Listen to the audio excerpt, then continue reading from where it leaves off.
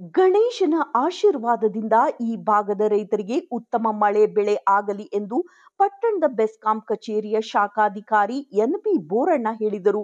ಬುಧವಾರ ಪಟ್ಟಣದ ಬೆಸ್ಕಾಂ ಕಚೇರಿಯಲ್ಲಿ ಬೆಸ್ಕಾಂ ಗಣೇಶ ಪ್ರತಿಷ್ಠಾಪನೆ ವಿಶೇಷ ಪೂಜಾ ಕಾರ್ಯದಲ್ಲಿ ಪಾಲ್ಗೊಂಡು ಮಾತನಾಡಿದರು.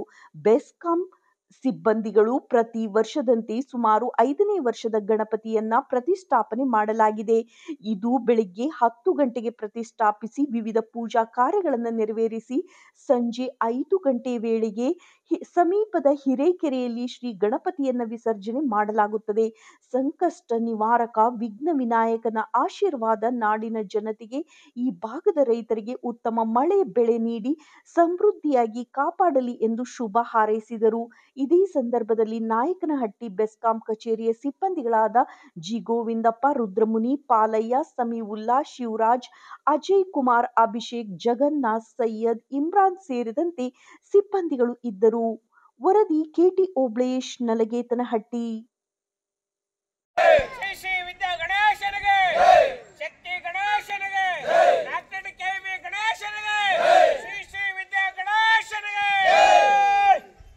ಕೊರಳಲು ಮಾಲೆ ಧರಿಸಿದರೇನು, ಬೆರಳಲು ಜಪಮಣಿ ಎಣಿಸಿದರೇನು. ಕೊರಳಲು ಮಾಲೆ ಧರಿಸಿದರೇನು, ಬೆರಳಲು ಜಪಮಣಿ ಎಣಿಸಿದರೇನು. ಮರಳಿ ಮರಳಿದ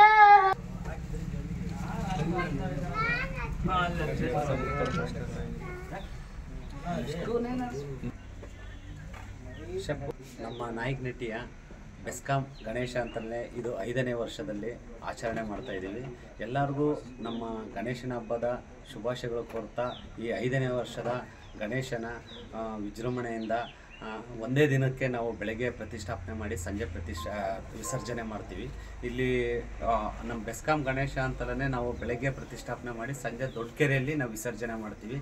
ಇದಕ್ಕೆ ಎಲ್ಲರೂ ಸಹಕರಿಸಿದಂಥ ನಮ್ಮ ಸಿಬ್ಬಂದಿಗಳಿಗೂ ಹಾಗೂ ನಮ್ಮ ಮೇಲಿನ ಅಧಿಕಾರಿಗಳಿಗೂ ಎಲ್ಲರಿಗೂ ವಂದಿಸ್ತಾ, ಈ ವರ್ಷವೂ ಕೂಡ ಪ್ರತಿ ವರ್ಷದಂತೆ ನಾಡಿನ ಸಮಸ್ತ ಜನತೆಗೆ, ಅದರಲ್ಲೂ ನಮ್ಮ ಭಾಗದಲ್ಲಿ ಅತಿ ಹೆಚ್ಚು ಮಳೆಯಾಗಿ ಎಲ್ಲ ಸಮೃದ್ಧಿಯಿಂದ ಬೆಳೆದಿದೆ. ಆ ಬೆಳೆಗಳು ಅದೇ ರೀತಿ ಅವ್ರಿಗೆ ಕೈಗೆ ಅನುಕೂಲ ಆಗಿ ಎಲ್ಲರೂ ಅನುಕೂಲವಾಗಿರಲಿ ಅಂತ ಕೇಳ್ಕೊಳ್ತಾ ಇದ್ದೀವಿ.